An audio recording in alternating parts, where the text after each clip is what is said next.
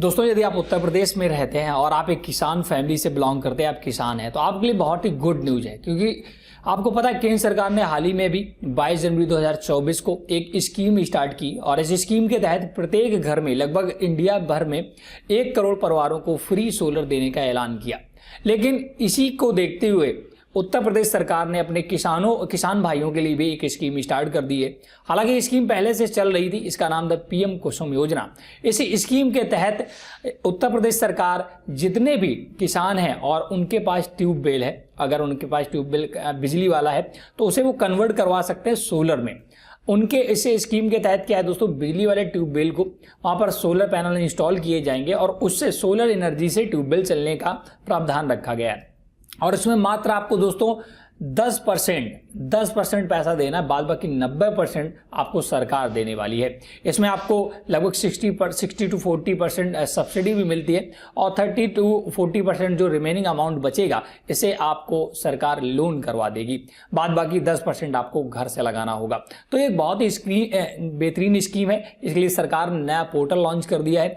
इसका नाम कुसुम portal C1 दिया गया है। इस स्कीम के तहत आप दोस्तों घर बैठे ऑनलाइन आवेदन कर सकते हैं। अगर आपके पास भी लाइट वाला ट्यूबवेल है, बिजली वाला ट्यूबवेल है और आप उसे कन्वर्ट करवाना चाहते हैं सोलर ट्यूबवेल में, तो आसानी से इस स्कीम के तहत ऑनलाइन आवेदन करिएगा। तो आज हम इसी टॉपिक पर आप चर्चा करने वाले, पूरा लाइव करके दिखाएंगे कि किन किसानों को इसका लाभ दिया जाएगा और कैसे आप इस लाभ को ले सकते हैं। तो पूरे डिटेल के लिए हम आपको ले चलेंगे कंप्यूटर स्क्रीन पर। तो दोस्तों आप देख सकते हैं, सबसे पहले इस पोर्टल पर आपको आना है। यहाँ लिखा है सोलर रूफटॉप कार्यक्रम यूपी हर घर सोलर। आप देख सकते हैं उत्तर प्रदेश सरकार बहुत ही जोरों शोरों से, दोस्तों कोई भी इंडिया की बात करें, रिन्यूएबल एनर्जी पे बहुत तेजी से काम हो रहा है। आप यहाँ पर आते हैं तो A to Z जानकारी आपको मिलती है। इसके बाद आपको नीचे आना है यूपी सोलर समाधान पोर्टल। यहाँ पर आपको कुसुम C1 पोर्टल का एक ऑप्शन मिल रहा है, इसी पर क्लिक करना है। जैसे क्लिक करेंगे तो आप एक नए पोर्टल पर रिडायरेक्ट कर दिए जाएंगे। यहाँ पर आपको आवश्यक सूचना का एक बैनर दिखाई देगा। कुसुम घटक C1 योजना के अंतर्गत प्रथम चरण में 1000 मदद पात्र लाभार्थियों के निजी मीटर्ड ऑन ग्रिड पंप का सोलराइजेशन 4 माह की अवधि में पूर्ण किया जाएगा। अन्य इच्छुक एवं पात्र लाभार्थी के निजी मीटर्ड अनग्रिड पंप को सोलराइजेशन द्वितीय चरण में किया जाएगा। दोस्तों सरकार ने भी 4 महीनों के अंदर आपको 1000 सोलर पंप, मतलब 1000 किसानों को सोलर पंप वितरित करने का प्रावधान रखा है। अगर आवेदन ज्यादा आते हैं तो उसे सेकेंड चरण में और बढ़ाया जाएगा, जो कि 4 महीने के हर एक चरण यहाँ पर बताया गया है।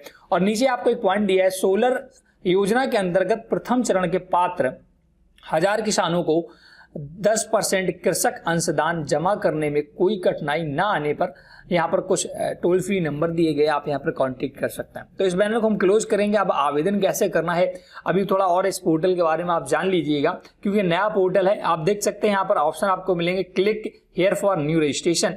टोटल अभी तक जो एप्लीकेशन रिसीव्ड हो चुके हैं 9732 हो चुके हैं। अब इसमें दोस्तों कुछ आपको स्टार्टिंग में पेमेंट एज अ सिक्योरिटी सरकार जमा करवाती है। तो जो लोग सिक्योरिटी जमा कर देते हैं, सबमिट कर देते हैं, उनको इस स्कीम में पहले शामिल किया जाता है।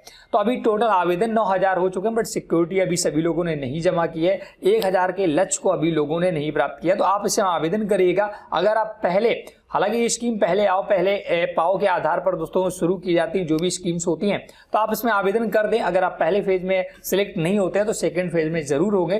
तो आप आवेदन करने के लिए और भी डिटेल आप इस पोर्टल पर पढ़ लीजिएगा। सारी A to Z जानकारी इन्फॉर्मेशन यहाँ पर दी गई है। आवेदन करने के लिए click here for new registration पर आपको क्लिक करना होगा। यहाँ पर क्लिक करते ही देख सकते हैं आप न्यू फार्मर रजिस्ट्रेशन, नए किसान का पंजीकरण का एक नया पेज ओपन होकर आएगा। यहाँ पर आपको अपना एक मोबाइल नंबर और आधार में जो भी नाम है, सिमिलर नाम आपको यहाँ विद स्पेलिंग डालना है। इसका एक कैप्चा डालना है और गेट OTP पर क्लिक करना है। तो दोस्तों जो भी मोबाइल आपने डाला उस पर OTP भेज दिया गया है। आप देख सकते हैं मेरे पे OTP आ चुका है और यहाँ पर सबमिट OTP रजिस्टर पर क्लिक करना है। Your registration successfully done, your OTP is your password. दोस्तों जो OTP आया वही आपका पासवर्ड यहाँ बताया गया है। उसी OTP को एज अ पासवर्ड यहाँ पर आपको सिलेक्ट करना होगा।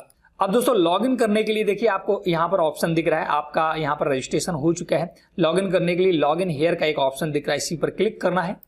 अब दोस्तों आपको आपका रजिस्ट्रेशन होने के बाद आपको अपने यूजर आईडी में अपना जो भी मोबाइल नंबर आपने डाला था वो और पासवर्ड में जो ओटीपी अभी भेजा है उसी पासवर्ड को डालना है यहाँ पर, उसी ओटीपी को, और कैप्चा डालकर सबमिट करना है। दोस्तों ध्यान ये रखना है, यहाँ पर पासवर्ड किसी भी प्रकार के नहीं बनाने का ऑप्शन आया था, तो पासवर्ड आपका जो ओटीपी भेजा गया है उसी को यहाँ पर यूज करना है एज अ पासवर्ड।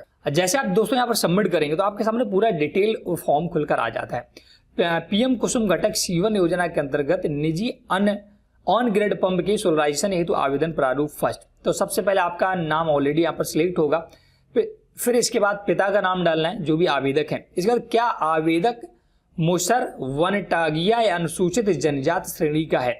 दोस्तों अगर आप इन 3 श्रेणियों से आते हैं तो आपको हाँ करना है, अगर इनसे नहीं आते हैं तो आपको नहीं पर क्लिक करना है। यदि हाँ तो श्रेणी पर टिक करें, अगर इनमें से आप हाँ क्लिक करते हैं तो आपको 3 श्रेणियों में से एक चुनना होगा। इसके बाद आपका मोबाइल नंबर ऑलरेडी फिल है। अब दोस्तों आपको नीचे आना है, सबसे पहले आपको अपना पता भरना है, अपना मंडल सेलेक्ट करना है कि आपका मंडल कौन सा है। इसके बाद जनपद और इसके बाद विकास खंड, इसके बाद ग्राम या वार्ड और पूर्व में स्थापित पंप की क्षमता।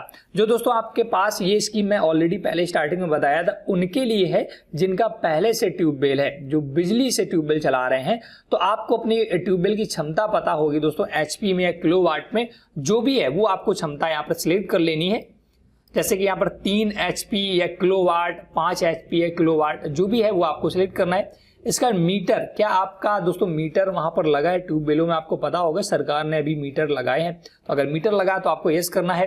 बिजली बिल अपलोड करें, आपको लास्ट बिजली बिल दोस्तों यहाँ अपलोड करना पड़ेगा। विद्युत कनेक्शन की संख्या, जो आपके ट्यूबवेल में ऑलरेडी पहले से कनेक्शन है उसकी या जो अकाउंट नंबर होता है वो यहाँ सिलेक्ट करना होगा। निजी ऑनग्रिड पंप के सोलराइजेशन हेतु आवेदक की सहमति। यहाँ पर ये पूछा जा रहा है दोस्तों, आप सोलराइजेशन के लिए आवेदन कर रहे हैं तो क्या इसके लिए एग्री है, तो आपको हाँ करना है। सोलर संयंत्र लगाने के लिए पर्याप्त स्थल उपलब्ध कराने के लिए आवेदक की सहमति। दोस्तों आपको पता है कि सोलर पैनल अगर लगेगा तो उसके लिए जगह चाहिए होगी, तो इसके लिए आपको यहाँ पर सहमति देनी होगी। नीचे आने के बाद दोस्तों यदि आवेदक मुसर वांटिगिया या अनुसूचित जनजाति श्रेणी का नहीं है तो उस दशा में क्या आवेदक 10% का आंशिक अंशदान देने के लिए सहमत है। सरकार दोस्तों यहाँ पर ये भी पूछती है कि अगर आप 10% जो अंशदान ले रही है नहीं दे सकते हैं तो इसके लिए लोन फाइनेंस की यहाँ पर सुविधा है। तो अगर आप हाँ करते हैं तो आपको 10% अपना जो भी रकम लगेगा उसका देना होगा। अगर नहीं पर क्लिक करते हैं तो आपको सरकार फाइनेंस करा कर देगी।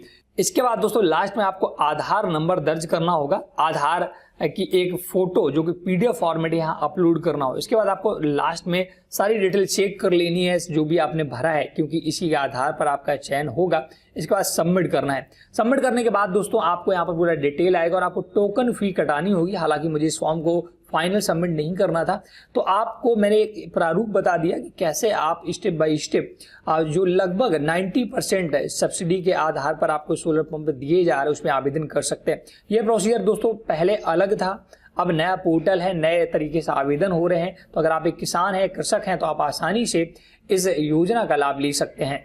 तो दोस्तों मैं ऐसा करता हूं कि आपको ये वीडियो हमारा पसंद आया होगा। फुल डिटेल के लिए आप हमें कमेंट सेक्शन में जाकर बता सकते हैं। अगर आपको रजिस्ट्रेशन संबंधित किसी भी प्रकार की समस्या आती है तो आप हमें कमेंट सेक्शन में जरूर बताइएगा। यहाँ पर टोकन फीस वगैरह कटानी होगी, आपको रजिस्ट्रेशन नंबर मिल जाएगा, उस प्रिंट को आपको प्रिंट आउट करके रख लेना है। इसके बाद आपका नंबर आएगा तो आपको इन्फॉर्म किया जाएगा, आप कृषि विभाग जाकर भी इसकी जानकारी ले सकते हैं। Thanks for watching.